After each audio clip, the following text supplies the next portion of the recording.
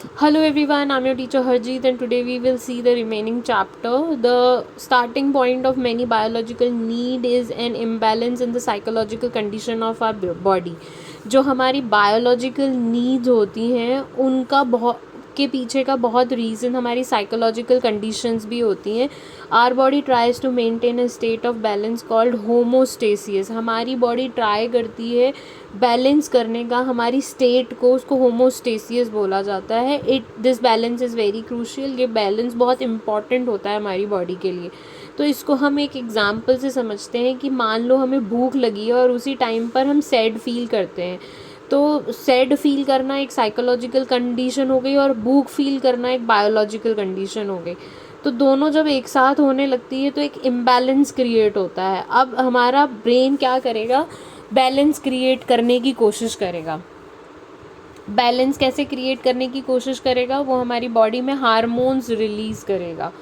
और जब hormones release होते हैं तो we we we want to just do something या और ईट समथिंग लाइक दैट, जिसकी वजह से हमको वो रिलीज़ फील होता है. जैसे अगर ये हमारी एपेटाइट को इम्पैक्ट डाल देगा, या तो हमें ज़्यादा भूख लगेगी या हमें कम भूख लगेगी. और ये हमारी खाने की चॉइसेस पे भी इम्पैक्ट डाल देगा. जैसे आपने देखा होगा कि जब हम सैड फील करते हैं तो हमें मीठा खाने की क्रेविंग्स ज़्यादा होती हैं. There must be enough water content in our body. हमारी बॉडी के अंदर इनफ वाटर कंटेन होना चाहिए. हमारी बॉडी का टेम्परेचर भी सही होना चाहिए, ज़्यादा लो ज़्यादा हाई नहीं होना चाहिए. ग्लूकोज लेवल भी सही रहना चाहिए. Without maintaining this balance we would not be able to function appropriately. अगर हम इन चीज़ों को बैलेंस नहीं करेंगे हमारी बॉडी के अंदर, तो हमारी डे टू डे लाइफ की एक्टिविटीज़ हिंडर होना शुरू हो जाएंगी. Can you recall when you or a family member suffer from high fever and had to rest in a bed for a few days? आपने अपनी फैमिली में देखा होगा कि या आपको भी कभी फीवर हुआ हो तो आपको बेड रेस्ट करना पड़ता है. A state of balance must be maintain with in our body to carry out our daily activities. तो यहाँ पर बोला गया है कि हमें एक स्टेट मेंटेन करनी पड़ती है हमारी बॉडी की.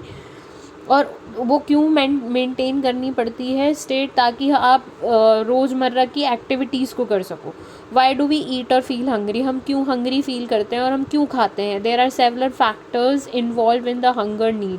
बहुत सारे फैक्टर इन्वॉल्व करते हैं हमारी भूख के लिए. जैसे स्टमक कॉन्ट्रैक्शन, स्टमक का बढ़ना और सिकुड़ना.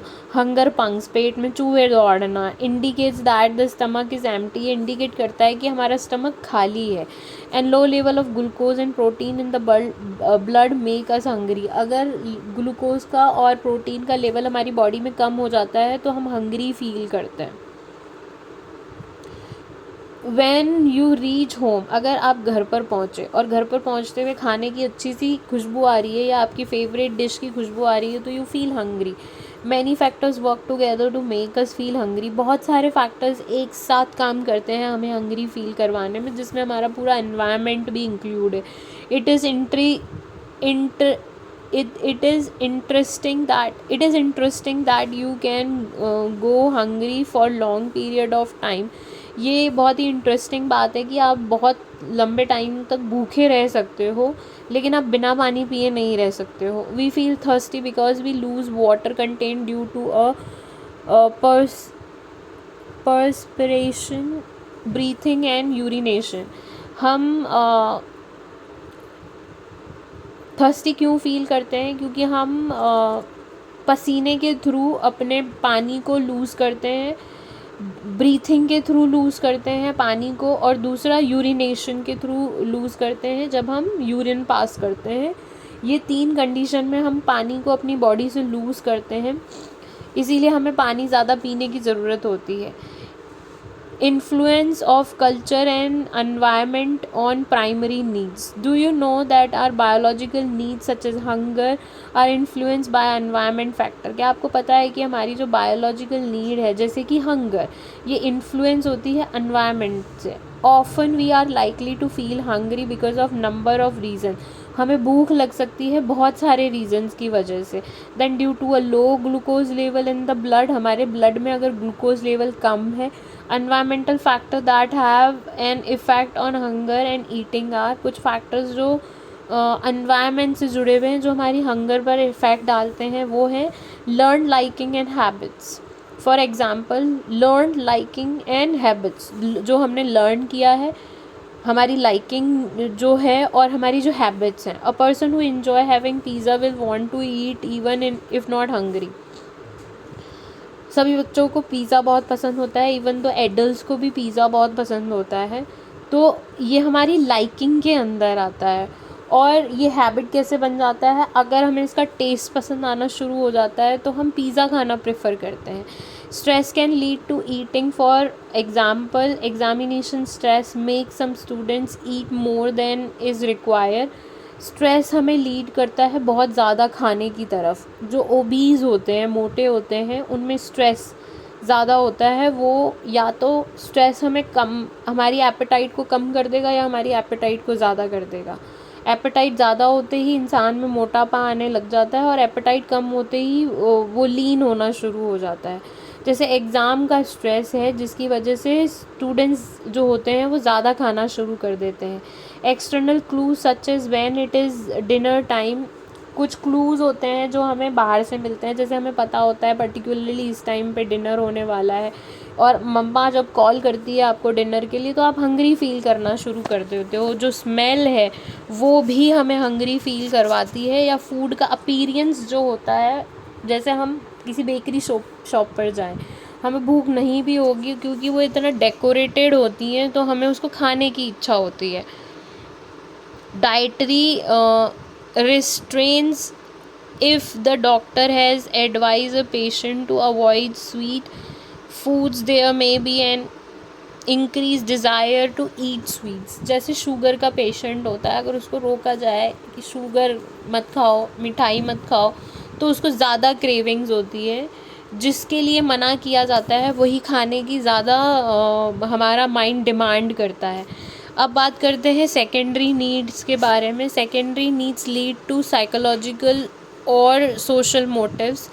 जो सेकेंडरी नीड्स होती हैं वो लीड करती हैं साइकोलॉजिकल और सोशल मूवमेंट्स को, मोटिव्स को, sorry not movement, it's motive. They are called social motives because they are learned in social group. इनको सोशल मोटिव बोला जाता है क्योंकि इसको हम सीखते हैं सोशल ग्रुप्स में, पर्टिकुलरली द फैमिली। इसको हम फैमिली में सीखेंगे। एज चिल्ड्रन ग्रो अप, जैसे जैसे बच्चा बड़ा होता है and interact with others, they acquire certain needs which can be fulfilled in a group setting. अब बच्चे की कुछ नीड्स होती हैं जिसको ग्रुप सेटिंग में ही फुलफ़िल किया जा सकता है। For example achievement motivation is acquired by children through their parents. जैसे अचीवमेंट होता है उससे रिलेटेड जो मोटिवेशन दिया जाता है बच्चों को वो पेरेंट्स देते हैं। Role models and social culture influence. अब जब समाज में हम लोग रहते हैं तो हम दूसरे लोगों को अपना मॉडल बनाते हैं और उनसे इन्फ्लुएंस होके हम काम करना शुरू करते हैं। जैसे मेरे रोल मॉडल है रतन टाटा, वो मुझे बहुत इन्फ्लुएंस करते हैं। Some common social motives are, कुछ कॉमन सोशल मोटिव्स जो होते हैं वो हैं अचीवमेंट। अचीवमेंट मतलब सक्सेस हासिल करना या कुछ हासिल करना लाइफ में। जैसे आप 10th पास करोगे तो आप के हाथ में जब वो 10th की मार्कशीट होगी वो आपका अचीवमेंट होगा। To strive for success and excellence carry out difficult task. हम डिफ़िकल्ट टास्क को करते हैं और उन डिफ़िकल्ट टास्क को करके हम सक्सेस होते हैं और लाइफ में अचीवमेंट हासिल करते हैं। एफिलिएशन, एफिलिएशन एक स्टेट होती है, relation of being closely associate. मतलब आप क्लोजली एसोसिएट होते हैं बहुत सारे लोगों से, उसको एफिलिएशन बोला जाता है। To seek enjoyment the company of others, मतलब इन्जॉय करने के लिए लाइफ में आप दूसरों की कंपनी ढूंढते हो, जैसे फ्रेंड, फैमिलीज हो गए, रिलेटिव्स हो गए, दैट्स कम अंडर अफिलिएशन। इसमें रिलेट करता है particular person, group, party, company, बहुत सारी चीज़ें आती हैं। अब आता है power. To strive for impact on others, to influence, control and pursue other. अब पावर के अंदर क्या आता है कि दूसरों के ऊपर हुकूमत करने के लिए या दूसरों को चलाने के लिए पावर की ज़रूरत होती है। उस पावर के जैसे फैमिली के अंदर आपके डैड का पावर आप देख सकते हो, आपकी मदर का पावर देख सकते हो कि वो हम लोगों को किस तरीके से इन्फ्लुएंस करते हैं लाइफ में। Nurturance, to help and take care of others such as children, elders और सिक पीपल। नर्सरिंग करना। नर्चरेंस या नर्सरिंग हो गया कि जैसे मदर होती है, जब बेबी बॉर्न होता है तो वो उसकी टेक केयर करती है। उसी तरीके से बढ़ के घरों के जो एल्डर्स होते हैं उनकी भी नर्चरिंग की जाती है, सिक पीपल की देखभाल की जाती है। उसके लिए आपको एक सोशल ग्रुप में होना, एक फैमिली के साथ होना ज़रूरी है। Aggression, to fight forcefully, overcome opposition, to hurt and ridicule. जैसे अग्रेशन को हम दो तरीके से देख सकते हैं, एक पॉजिटिव वे में भी देख सकते हैं, एक नेगेटिव वे में भी देख सकते हैं। टू फाइट, जैसे युद्ध होता है उसके लिए अग्रेशन दिखाना ज़रूरी होता है। Forcefully overcome option opposition, sorry not option, forcefully opposition को ओवरकम करना। जैसे हमारे किसी पड़ोसी देश के साथ मान लो झगड़ा हुआ, उसमें हमें फोर्सफुली अपने अपोजिशन के साथ फाइट करनी पड़ती है। कई बार जैसे हम घर में भाई बहन का झगड़ा होता है, वहाँ पे हम अग्रेशन दिखाते हैं, पावर को फील करवाना चाहते हैं कि भाई हमारे पास भी पावर है। So sometimes we hurt someone. Ridicules means that, आपने देखा है छोटे बच्चे कई बार जब झगड़ा करते हैं तो अजीब सी हंसी में हंसते हैं, that's come under the ridicule या अनकाइंड बिहेवियर जो होता है वो आता है। Exploration, to seek a variety of situation, to explore novel things. Explore का मतलब होता है आसपास की चीज़ों को जानना, समझना, घूमना, ट्रैवल करना और नई जानकारी प्राप्त करना। The type and strength of social motives differ from person to person. The type, जिस तरीके के टाइप होते हैं, और स्ट्रेंथ होती है, सोशल मोटिव्स होते हैं, एक पर्सन से दूसरे पर्सन के बिल्कुल अलग होते हैं, सेम नहीं होता। For example, you may have high needs for achievement and affiliation.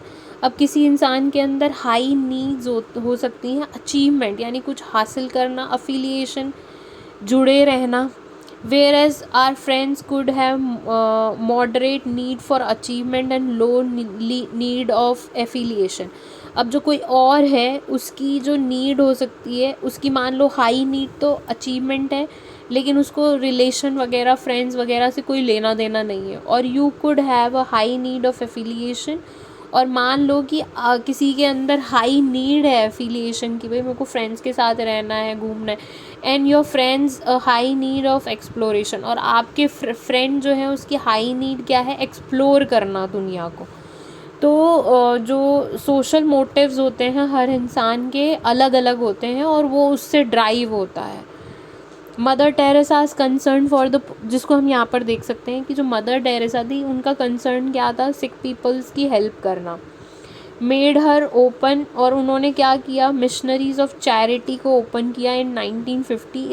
It's provides food for the needy and run schools, hospital, orphans, youth counselling centre and home for the lepers and the dying.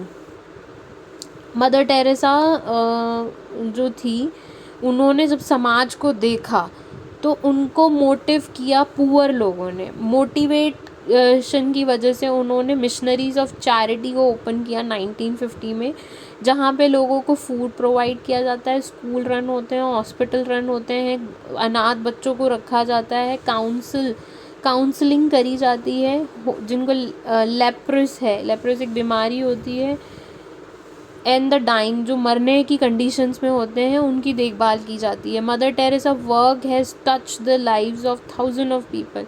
जो Mother Teresa का काम था, उन्होंने हज़ारों लोगों को touch किया। Her concern for other makes her high on need of nurturance. तो यहाँ पर हम देख सकते हैं कि वो नर्चर कर रही हैं। Do read poem written by Mother Teresa shown on www.youtube.com। यहाँ पर आप जाके मदर टेरेसा के ऊपर पोम देख सकते हैं। अब बात करते हैं नेल्सन मंडेला की।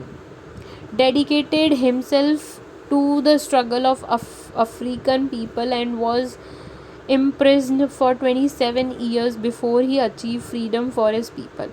जो नेल्सन मंडेला थे उन्होंने अफ्रीकन लोगों को इम्पैक्ट किया. 27 साल उन्होंने जेल में बिताए. In fact, he did not want personal freedom but fought for the setting free of common people. वो अपनी पर्सनल फ्रीडम नहीं चाहते थे. एक फ्रीडम होती है कि भाई मैं आज़ादी चाहता हूँ, एक फ्रीडम होती है सब लोग आज़ादी चाहते हैं ताकि सभी को आज़ादी मिले. He was influence by Mahatma Gandhi's way of thinking. वो बहुत ज़्यादा इन्फ्लुएंस थे महात्मा गांधी से. For him is important to live in peace and harmony. उनके लिए ये ज़रूरी था कि उनका देश पीस और हारमनी में रहे. And have equal opportunities for all the people. और सारे लोगों को चाहे वो किसी भी रंग के हों उन्हें इक्वल अपॉर्चुनिटीज़ मिले. Nelson Mandela was able to achieve difficult goals and his commitment helped. Nelson Mandela ने इतना डिफ़िकल्ट गोल हासिल किया अपनी लाइफ में एंड हिज कमिटमेंट हेल्प. और उनका जो कमिटमेंट था उससे हेल्प हुआ accomplished his purpose in life. उनकी लाइफ का purpose. Watch a video on www.youtube making poverty history जिसमें the topic is making poverty history Nelson Mandela and first Nelson Mandela interview. जो ये नेल्सन मंडेला का first interview है that is really fantastic, जिसको आपको सुनना चाहिए यूट्यूब के अंदर. और इनकी फर्स्ट स्पीच भी है, अगर आप उसको सुनते हो that is really amazing. We can also classify needs into 3 basic types. हम नीड्स को क्लासीफाई कर सकते हैं 3 बेसिक नीड्स से. Existence need that include all primary need that are essential for survival. Existence needs में वो सारी नीड्स आती हैं जो हमारे सर्वाइवल के लिए बहुत ज़रूरी है. रिलेटेडनेस नीड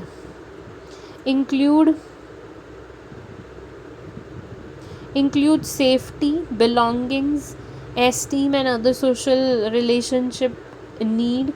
इसके अंदर क्या आता है? सेफ्टी हमारी, बिलोंगिंगनेस कि हम किसी चीज़ से बिलोंग करते हैं, आत्मविश्वास, आत्मसम्मान और सोशल रिलेशनशिप, समाज में हमारे कैसे रिश्ते हैं.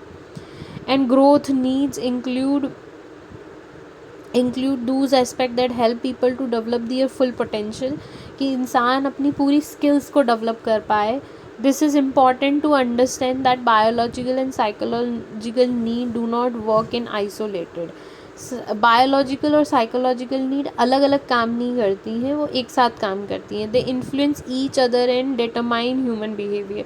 हमारा पूरा बिहेवियर हमारी बायोलॉजिकल और साइकोलॉजिकल दोनों नीड्स पर डिपेंड करता है. Now come to the next point, nature of emotions. Each one of us has experienced strong feeling that are associated with pleasant और negative experience. हम सभी लोग अपनी डे टू डे लाइफ में फीलिंग्स को फील करते हैं बेसिकली. तो फीलिंग्स जो होती हैं that are associate with pleasant और नेगेटिव एक्सपीरियंसेस. फीलिंग्स एसोसिएट होंगी या तो अच्छे एक्सपीरियंस से या बुरे या नेगेटिव एक्सपीरियंस से. Example of emotions are feeling happy when enjoy a movie. जब आप कोई मूवी देखते हो अच्छी जो फन से रिलेट करती है तो यू एंजॉय दैट टाइम. और getting embarrassed when we break a neighbor's beautiful vase or sadness after an argument with our best friend. जब हम हमारे बेस्ट फ्रेंड से झगड़ा करते हैं या हमने किसी नेबर के घर का वास या ग्लास तोड़ दिया तो we feel sad. Emotion influence our everyday life. हमारे इमोशन हमारी पूरी लाइफ को इन्फ्लुएंस करते हैं. Functions of emotion. अब ये इमोशन कैसे फंक्शन होते हैं? Emotion play several important function in our lifes. Emotions बहुत सारे फंक्शंस प्ले करता है हमारी लाइफ में. Emotion prepare us for action. हमारे जो इमोशंस हैं वो हमें प्रिपेयर करते हैं एक्शन के लिए. When you see a person with a gun. मान लो आपने देखा एक इंसान को गन के साथ कमिंग टुवर्ड्स यू, वो आपकी तरफ आ रहा है. The emotion of fear and the accompanying bodily change will help you run away from the situation. तो उस फियर की वजह से आप वहाँ से भागने लगोगे. तो अगर फियर नहीं होता वहाँ पे तो you are not going to run from that situation, but because you become fearful with the person who have gun, तो आप भाग जाओगे वहाँ से. सिमिलरली किसी को अगर डॉग से डर लगता है तो वो वहाँ से भागता है क्योंकि उसके माइंड में फियर क्रिएट हो जाता है. Emotion help arrange our activities and function behaviour in some other. जो हमारे इमोशंस होते हैं वो हेल्प करते हैं अरेंज करने में एक्टिविटीज़ एंड फ्यूचर बिहेवियर, कि हमारा फ्यूचर बिहेवियर कैसा होगा in some order. Emotion help us to gather information.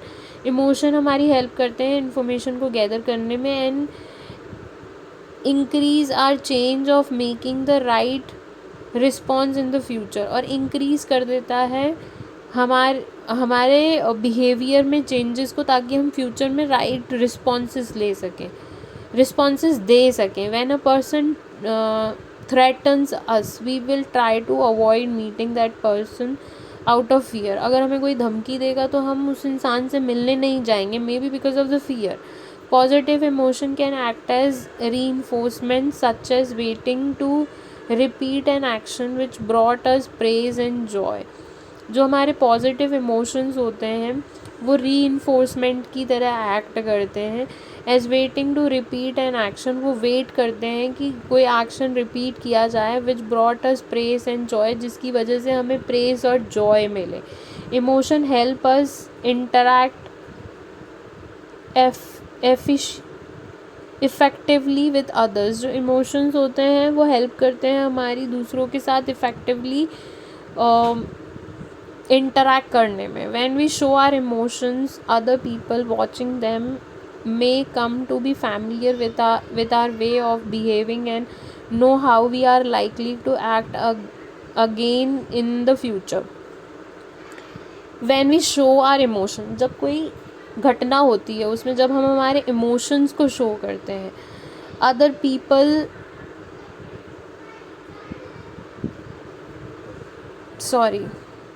so the other people, let's see this topic again. Emotion help us interact effectively with other. When we show our emotion, other people watching them may come to be familiar with our way of behaving and know how we are likely to act again in the future. Similarly, other emotional expression help us understand how to behave with them. जैसे मान लो कोई दुखी है और उसके दुख में आप अपना दुख व्यक्त करते हैं, अपनी फीलिंग्स को मैच करते हैं, तो we will create effective impact on others also. तो इमोशंस की वजह से हम दूसरों के साथ रिलेट कर सकते हैं.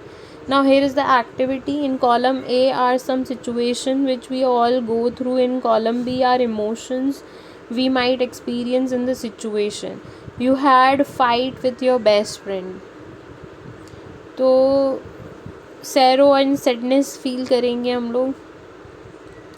You are about to go for an interview. Nervousness, fear and nervousness feel होता है एग्ज़ाम में भी. You and your family are going for a picnic. Excited, surprising, excitement और happiness feel करते हैं. You are about to receive the result of an examination you do not think you will well on. Fear और nervousness, scared और nervousness feel होगी. You have received an unexpected gift. Surprise, excitement. You see a man chewing pan, tobacco and spitting on the disgust. सो यहाँ पे कुछ emotions दे रखे हैं हमको. Ease यानी मतलब बहुत ही अच्छी कंडीशन में हम लोग हैं, ना सैड है ना कुछ है, ना डिज़ीज़ है. तो ईज़. हैप्पी और अम्यूज़, बहुत ही खुश होना. लाफ्टर, हंसना. Anger, hate. So you know these emotions.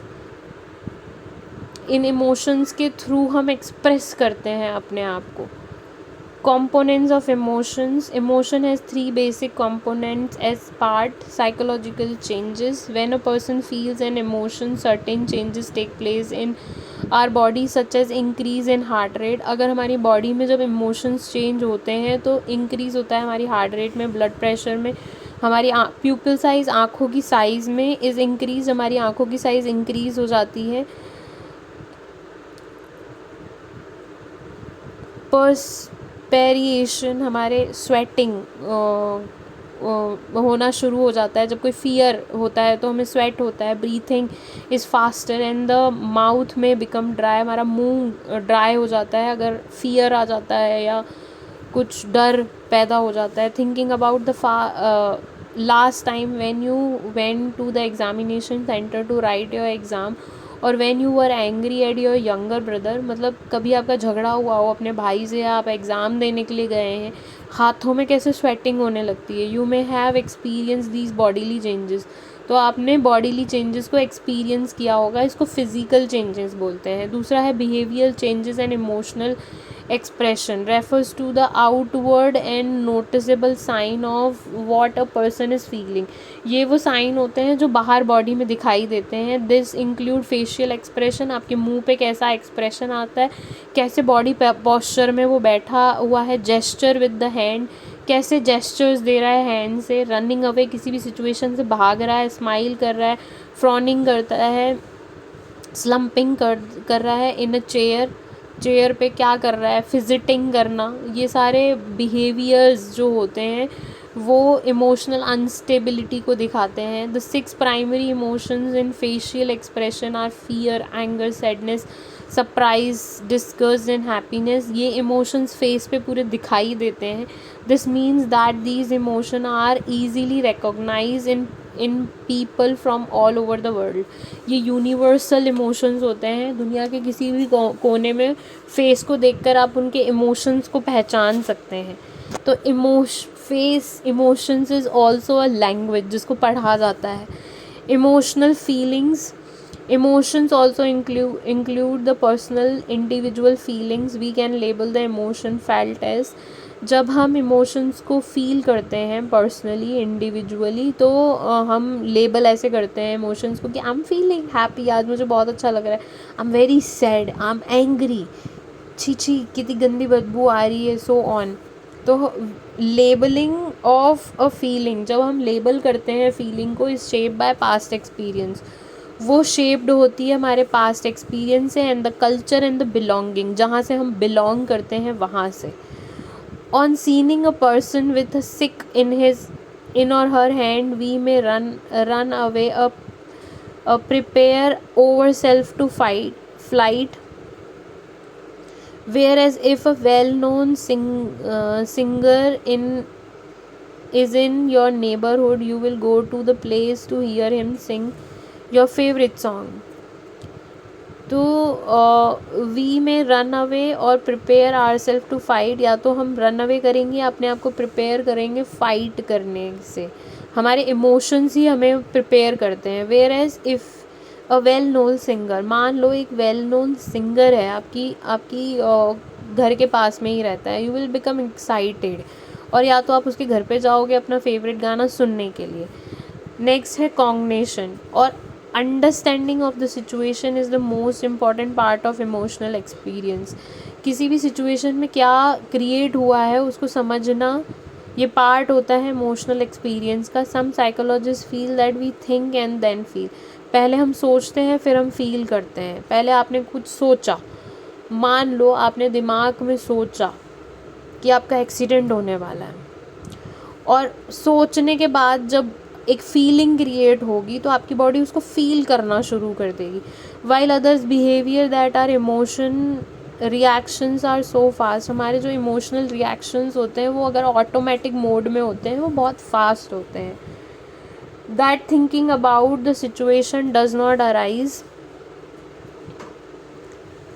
are so fast that thinking about the situation that not arise. Attempt activity 3 to check which explanation is correct according to you. Human emotion involve so many things. जो human emotions होते हैं उसमें बहुत सारी चीज़ें include होती हैं. इसके लिए एक एक्टिविटी भी दे रखी है जो कि एक्टिविटी 3 है, जो चेक करनी है हमको क्या है। अब क्या होता है इसको एक एग्जाम्पल से समझते हैं। यहाँ पे ये बोल रहा है कि एक सिचुएशन है विच डज नॉट अराइज, जो हुई नहीं है। अब क्योंकि आपका माइंड पूरे टाइम सोचता रहता है, अब वो आपको एक नरेटिव माइंड की तरह, एक कहानी सुनाने वाले की तरह कोई कहानी सुनाता है। जिसमें मैंने आपको बोला कि आपका एक्सीडेंट हो रहा है, वो सिर्फ कहानी सुना रहा है आपको कि आप बाहर जाओगे, आपका एक्सीडेंट हो रहा है, आप ऐसे निकलोगे, आपके साथ ये हो रहा है। अगर उसमें आपने उसके साथ फीलिंग को भी इंक्लूड कर दिया तो आप उसी तरीके से रिएक्ट करोगे। लेकिन अगर आप अपने माइंड को समझाते हो कि क्यों एक्सीडेंट होगा, देन वो फीलिंग तक नहीं जाएगा। ह्यूमन इमोशंस में बहुत सारी चीज़ें इंक्लूड होती हैं, जैसे उनका पास्ट एक्सपीरियंस, उनका कल्चर, किस कल्चर से आए हैं वो, individual differences. Therefore at time we may first act and then think. इसीलिए बोला गया है क्योंकि इतनी सारी चीज़ें इंक्लूड होती हैं तो पहले हमें सोचना चाहिए। अब सोचते टाइम भी हमें हमारी थिंकिंग पर ध्यान देना चाहिए और फिर एक्ट करना चाहिए। Whereas in other situation we can first think before react, first act then think. Therefore at times हम पहले सोचते हैं, पहले हम कर देते हैं फिर सोचते हैं, जबकि सिचुएशन में ऐसा होना चाहिए कि पहले सोचना चाहिए फिर रिएक्ट करना चाहिए या रिस्पॉन्ड करना चाहिए। एक्टिविटी 3 है इमोशन एंड ट्रेनिंग, थिंकिंग से रिलेटेड, thinking and answer. Think and answer when you suddenly see a dog. मान लो आपने एक कुत्ता देखा, snarling near by, do you first run away or do you first think. अब जैसे कुत्ता है वो आपको परेशान कर रहा है तो आप उसको पहले वहाँ से भागोगे कि सोचोगे, व्हाट शुड आई डू, कि ये सोचोगे कि अरे मैं क्या करूँ, and then decide to run, फिर डिसाइड करोगे कि भागो। Make a list of other situation, ऐसी ही सिचुएशंस की लिस्ट बनाओ और सोचो कि आप उसमें कैसे रिएक्ट या रिस्पॉन्ड करोगे। Most of the time we feel a mixture of emotion. बहुत सारे टाइम हम मिक्सचर्स ऑफ इमोशंस को फील करते हैं। For example when a person wins a lottery, मान लो एक इंसान लॉटरी जीता है तो इमोशन में वो शॉक फील करेगा, डिसबिलीव, उसको बिलीव ही नहीं होगा, सरप्राइज फील करेगा, जॉय फील होगा। We are also familiar with each others feeling and how what it means to him और हम एक दूसरे की फीलिंग्स के बारे में भी जानते हैं और हम जानते हैं कि चीज़ें हमारे लिए कैसे मायने रखती हैं। Hence you know when your friend is happy to receive a gift and sad when you have had an argument with her. आपको ये पता है कि आपका फ्रेंड गिफ्ट को रिसीव करके खुश होगा, सरप्राइज होगा, और आर्ग्यूमेंट के बाद ऑफ कोर्स गुस्सा होगा। How ever your experience of emotions of Joy and fear is different from your friend. आपका जो फियर होगा, आपके जो इमोशंस होंगे, जॉयनेस होगी, वो आपके फ्रेंड्स की फीलिंग से बिल्कुल डिफरेंट होगी। गोइंग फॉर अ वॉक में प्रोवाइड यू विद प्लेजर। मान लो कि वॉक पर जाना आपको प्लेजर दे रहा है, खुशी दे रहा है। Where is for your friend a hug from her mother gives the feeling of pleasure. और अगर आपके फ्रेंड की बात करें तो उसको वॉक पर नहीं, उसको उसकी मदर से जब हग मिलता है, प्यार मिलता है, तो उसको खुशी फील होती है, प्लेजर फील होता है। The meaning a feeling has for you or your friend is influenced by past experience and memories। जो इन्फ्लुएंस करता है इन एक्सपीरियंस को, वो हमारी पास्ट मेमोरी होती है जो इन्फ्लुएंस करती है। There are activity 4 there are many way which we describe our feeling. बहुत सारे तरीक़ों से हम अपनी फीलिंग को डिस्क्राइब कर सकते हैं। एक लिस्ट प्रिपेयर करो, वेरियस इमोशंस जो लोगों के अंदर होते हैं। Make your own list of emotion, अपनी खुद की लिस्ट बनाओ। Also ask your family members and friends, उनसे भी पूछो। You will realise that the list is very long. आप देखोगे कि लिस्ट तो बहुत ज़्यादा है। Human emotion have a wide range, human के अंदर बहुत ज़्यादा इमोशंस होते हैं। Emotions and culture, do people in all culture express their emotion similarly. क्या सारे लोग अपने इमोशंस को एक्सप्रेस करते हैं? Yes. Research indicate that the 6 basic emotions are expressed universally। Researchers ने बताया है कि 6 ऐसे इमोशंस हैं ये जो यूनिवर्सली पूरे यूनिवर्स में जितने भी ह्यूमन हैं उनके थ्रू वो एक्सप्रेस किए जाते हैं. There is Indians, American, German, Japanese express joy and fear in the same basic way. जो इंडियंस, अमेरिकन्स, जर्मन्स, जापानीज़ होते हैं वो सेम वे में फियर को एक्सप्रेस करते हैं. Each primary emotion is associate with a unique set of facial and muscular movement. सारे emotions जो होते हैं वो बहुत ही यूनिक सेट होता है हमारे फेस के इमोशंस का और मस्क्यूलर मूवमेंट्स का. Yet you must understand that the behavior of people from various countries is different from your behavior. अलग अलग कंट्री में जो लोग होते हैं उनका बिहेवियर अलग अलग होता है. Japanese tend to show very little emotion display as compare to Italian. जो जापानीज़ होते हैं वो कम इमोशंस शो करते हैं और इटालियन ज़्यादा इमोशंस शो करते हैं. Why does this difference is displays exist there are basic universal emotion. जब हम बोल रहे हैं कि यहाँ पे तो बेसिक यूनिवर्सल इमोशंस होते हैं, फिर ऐसा क्यों है कि कहीं पर ज़्यादा इमोशंस शो कर रहे हैं कहीं पर कम. The answer is that we grow up, we come into contact with family members and other. जब हम बड़े होते हैं तो हम अपनी फैमिली ग्रुप्स के अंडर में रहते हैं. The social expresses lead the social experiences lead to the development of display rules which are approved way of showing the emotion. अब जब सोसाइटी के अंदर जब एक्सपीरियंस होता है टू लीड द डेवलपमेंट और स्टे और डिस्प्ले रूल्स, जितनी भी चीज़ें हमको सिखाई जाती हैं सोसाइटी के अंदर which are approved way to show, वो अप्रूव्ड वे होता है शो करने का इमोशंस को. These rules are learn during childhood. ये रूल हम बचपन में ही सीख जाते हैं. And this learning become noticeable in the expression of emotion. और ये जो होता है नोटेबल होता है हमारे एक्सप्रेशंस में कि हम किस तरीके की सोच को रखते हैं. Can you recall any instance when you have receive a gift. आप कभी सोचा है कि जब आपको गिफ्ट रिसीव होता है तो how do you feel. Of course excited. Have you not thanked profusely with a smile pasted on your face. तो क्या आप स्माइल दे के थैंक यू नहीं बोलते हो. This is known as making of emotion. ये बताता है कि हम किस तरीके से इमोशंस को बताते हैं. Interestingly, there may have been instances when you have been able to note the difference between a made up smile or a true smile. Even कई बार जब हम शादियों में जाते हैं और हम बहुत से लोगों को नहीं जानते हैं तो वहाँ पे हम मेड अप स्माइल का यूज़ करते हैं और रियल स्माइल क्या होती है ये भी आप लोगों को पता है. Now let me see. The next topic is role of emotion and motivation in human behavior.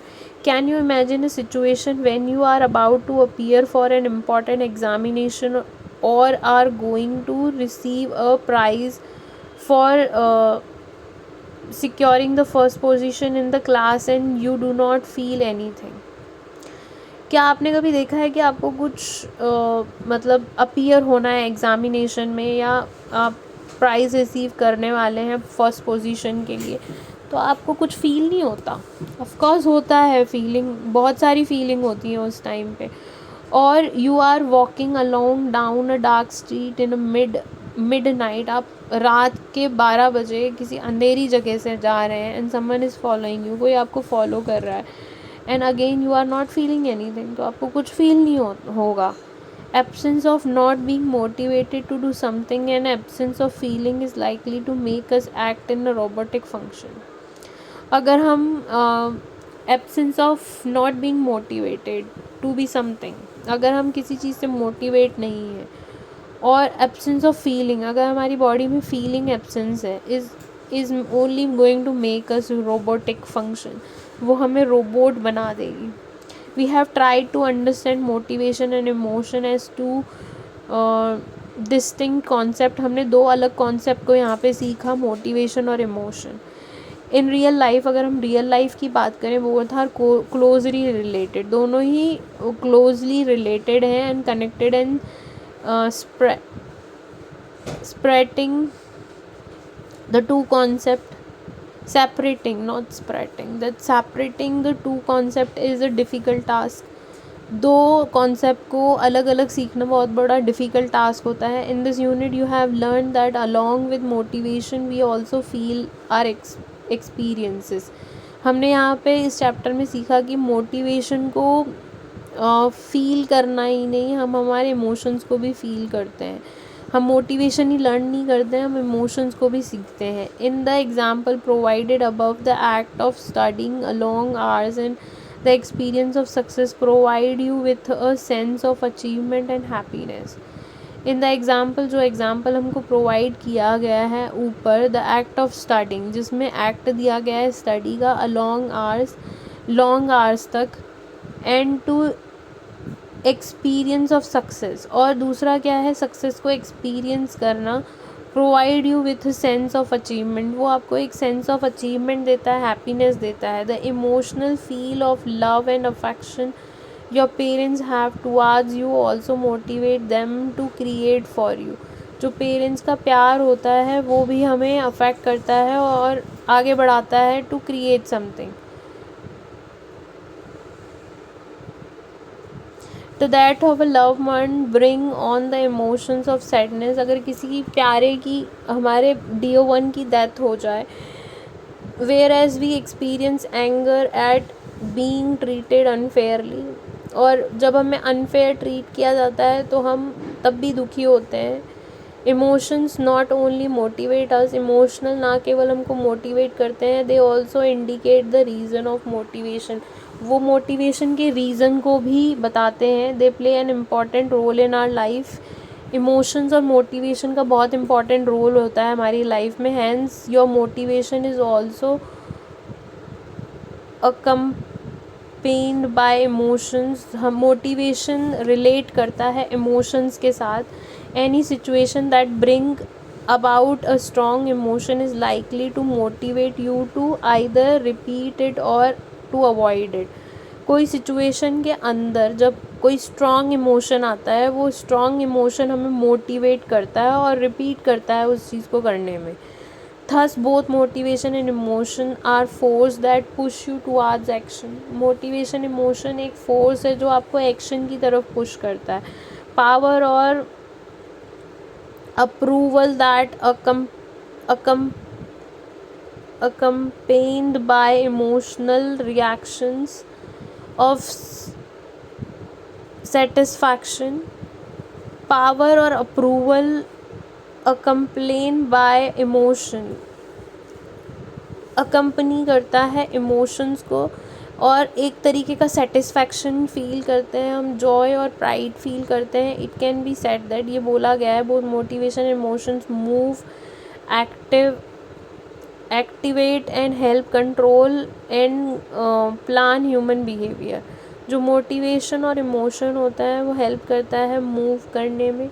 Emotional move जो होता है वो एक्टिवेट एंड हेल्प, वो एक्टिवेट होने के बाद हेल्प करता है कंट्रोल करने में, प्लान करने में ह्यूमन का behaviour. The feeling part of emotions has a motivational concept. जो फीलिंग पार्ट ऑफ इमोशन होता है उसके अंदर मोटिवेशनल कंपोनेंट होता है. It help us to get what we want. ये हेल्प करता है हमारी कि हम जो चाहते हैं वो हम ले सकते हैं. And to avoid what we do not want in life, और उसको अवॉइड करना जो हम नहीं चाहते लाइफ के अंदर. Emotions can serve as motives. Emotion serve किए जाते हैं as a motive. For example, a frightened child may cry out for help. एक डरा हुआ बच्चा क्राई आउट फॉर हेल्प, रोएगा हेल्प के लिए. And seek comfort and security, वो सीक करेगा, ढूंढेगा कंफर्ट और सिक्योरिटी को लव्ड वन की, जो उससे प्यार करता है, सच एज मदर या उसकी फादर को ढूंढेगा. I think this chapter is now end will continue with the new video. Till then, bye, take care and keep smiling.